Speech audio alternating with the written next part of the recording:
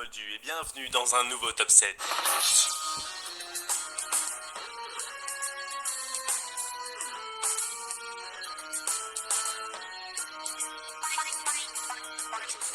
Chose promise, chose due. Après le classement des meilleurs acteurs adultes dans Harry Potter, nous allons mettre à l'honneur les petits jeunes. Comme je sais que c'est un sujet très délicat, j'en profite pour vous rappeler que j'exprime ici mon avis. Tel acteur ou telle actrice que vous adorez sera peut-être mal classé pour vous, mais ne m'envoyez pas vos détraqueurs s'il vous plaît. Au contraire, défendez vos chouchous, vos idées en commentaire. Allez, on commence tout de suite. Retrouvons ces acteurs et ces actrices qu'on aime tellement.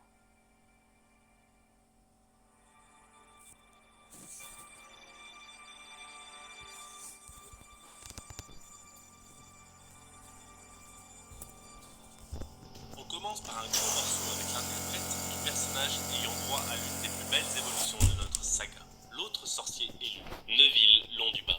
Je trouve que Matthew Lewis a su coller à son personnage, aussi bien physiquement que dans son attitude, de sa première à sa dernière apparition. Dans les premiers films, il a assumé pleinement le rôle du comique de service, dont on se moque gentiment ou méchamment, le dernier de la classe, mais qui renferme un cœur de lion et apporte sa pierre à l'édifice. Ce n'est pas forcément un rôle facile à prendre en main, ou un rôle rêvé pour un enfant, ce anti-héros très maladroit, très victime. Mais Matthew Lewis a su dégager la bonne volonté, la bravoure de Neville, et attirer bien des sympathies, avant de devenir le sorcier badass, qui en a surpris plus d'un en fin de saga. Il a moins de temps à l'écran que d'autres acteurs de ce top, sinon il aurait pu être mieux classé, car il existe peu de scènes où son interprétation peut lui être reprochée. 14 years ago, a Death Eater named Bellatrix Lestrange used the Cruciatus curse on my parents. She tortured them for information, but they never gave in. I'm quite proud to be their son, but I'm not sure I'm ready for everyone to know just yet. Un personnage secondaire mais tellement intéressant, porté par un acteur attendrissant, touchant et impressionnant.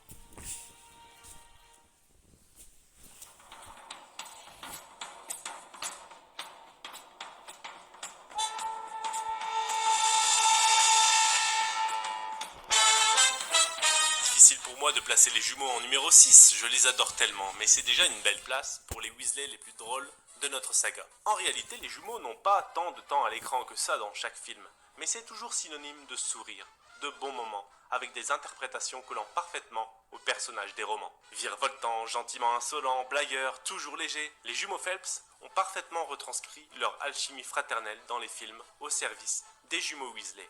C'est un duo de choc qui est très rarement essentiel à l'intrigue, mais qui s'est révélé finalement indispensable au long des épisodes.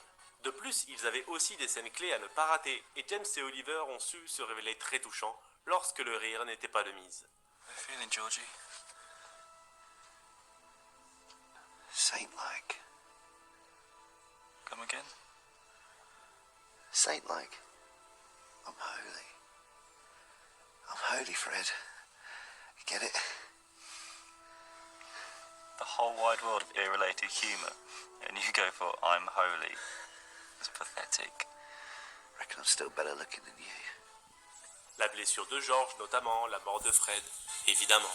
Mais on retiendra d'eux surtout leur sortie en fanfare de l'école, leur générosité envers Harry avec la carte du maraudeur, leur blague à Rusard, que des moments parfaitement retranscrits par un duo d'acteurs que l'on croit nés pour ces rôles.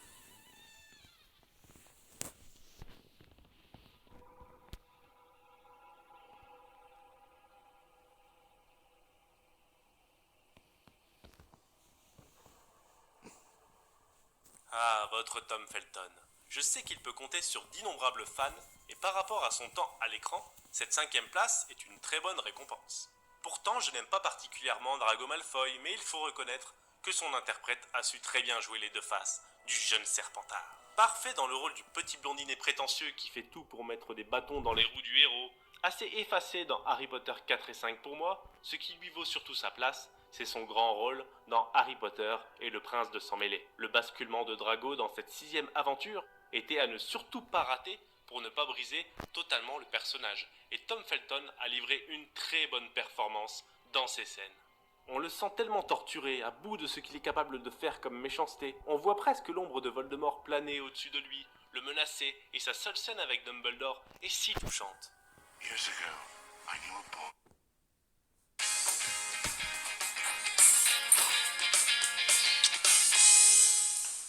Je suis désolée. Boy who made all the wrong choices. Please let me help you. I don't want your help. Don't you understand? I have to do this. I have to kill you. He's gonna kill me.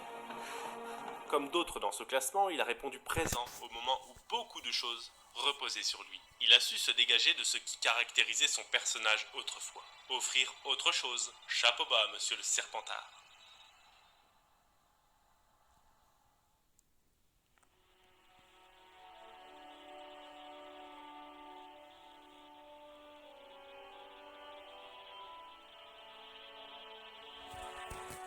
Personnellement, je pense que le personnage de Luna Lovegood doit une grosse partie de sa popularité à Evanna Lynch. Évidemment, nous l'avons d'abord découvert et aimé dans les livres, mais Luna aurait très bien pu être anecdotique dans les films si le personnage avait été mal interprété. Evanna fait vraiment corps avec son personnage. On dirait qu'elle est Luna naturellement. Incroyablement touchante, délurée mais une sorcière de bien, profondément. Son regard perdu, son attitude, sa voix, tout y est pour nous peindre un personnage dans son monde, mais qui voit parfois plus juste que bien d'autres personnes. Ce n'était pas un rôle facile à aborder pour une jeune actrice, prenant d'ailleurs la saga en cours de route. Il fallait se tailler une place dans cette grande famille, mais le défi a été relevé haut la main. Bien des acteurs, des personnages sont restés dans l'ombre, mais Evanna et Luna se sont imposés en quelques scènes seulement, donnant beaucoup de charme à la 5e aventure. I'm sorry about your godfather, Harry.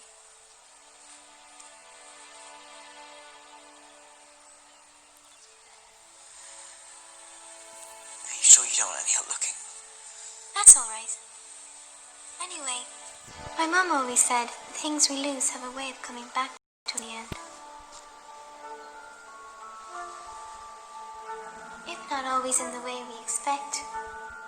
Même moi qui n'ai jamais été un grand fan de Luna, j'ai énormément apprécié cette actrice et les scènes auxquelles elle a participé. Une justesse d'interprétation et une source d'inspiration.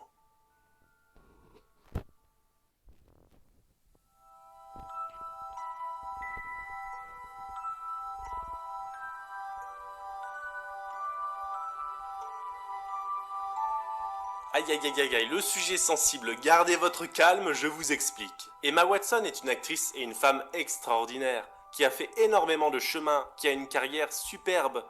Mais dans la saga Harry Potter, je trouve qu'elle a été quelquefois un peu en dessous dans le trio. Pas forcément aidée par un personnage trop parfait, rarement en difficulté ou poussé dans ses limites. En effet, Hermione et Emma sont tellement maîtresses de la situation, bourrées de capacités que cela n'aide pas forcément à dégager toute une palette d'émotions. Et les quelques scènes où l'on se focalise sur Hermione, je trouve Emma encore trop sage, notamment au manoir, où j'imaginais une scène bien plus terrible. Néanmoins, il faut quand même reconnaître que nous avons eu droit à une Hermione d'exception, à une jeune actrice bourrée de talent et devenue un vrai mythe de la saga.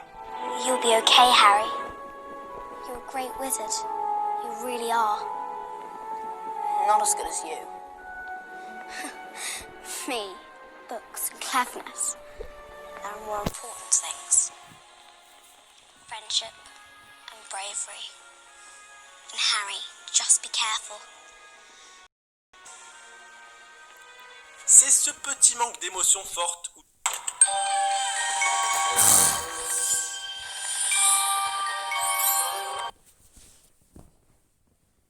ou de scènes la sortant de la maîtrise de son personnage qui lui ont fait atterrir à cette place. Pour ce qui est de la saga Harry Potter. Et c'est Hermione Granger qui est comme ça aussi, rarement extravertie. Mais nous sommes dans les places finales. À ce niveau, ce sont vraiment des choix, des affections personnelles qui priment et je comprendrai 100 fois ceux qui la placeront en première place.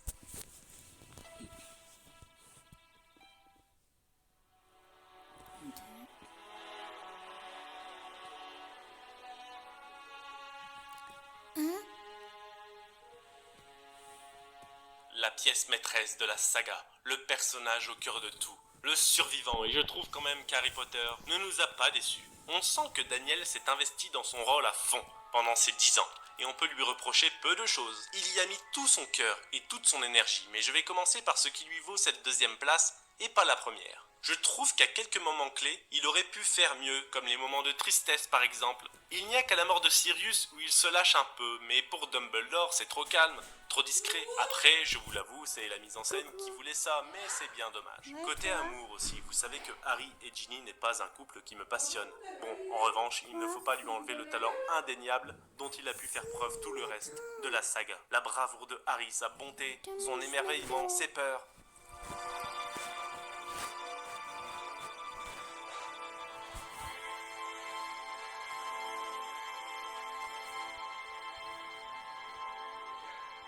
Oui.